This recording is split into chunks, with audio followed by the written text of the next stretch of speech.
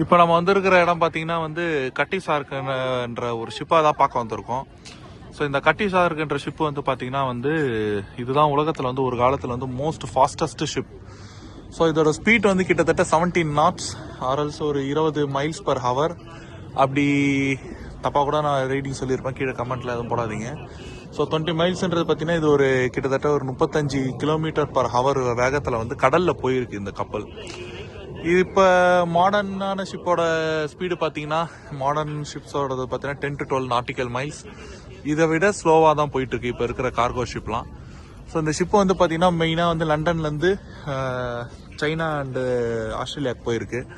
London to China ரூட்டில் வந்து டீயும், லண்டன் டு ஆஸ்திரேலியா ரூட்டில் வந்து உள்ளும் எடுத்துகிட்டு வந்துருக்கு இந்த ஷிப்பு ஆக்சுவலி.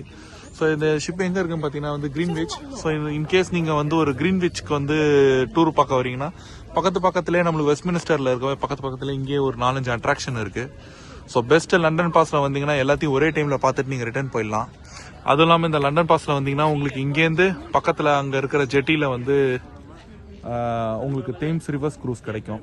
ஸோ அந்த ரிவர்ஸ் க்ரூஸை நாங்கள் சேர்த்து நம்ம இந்த ரிவர்ஸ் க்ரூஸ் வந்து கரெக்டாக வெஸ்ட்மினிஸ்டர் போயிடலாம். அங்கே தான் வந்து உங்களுக்கு London parliament, big Ben buildings எல்லாமே இருக்கும். ஸோ நாங்கள் இப்போ கட்டிச்சார் பார்த்துட்டோம்.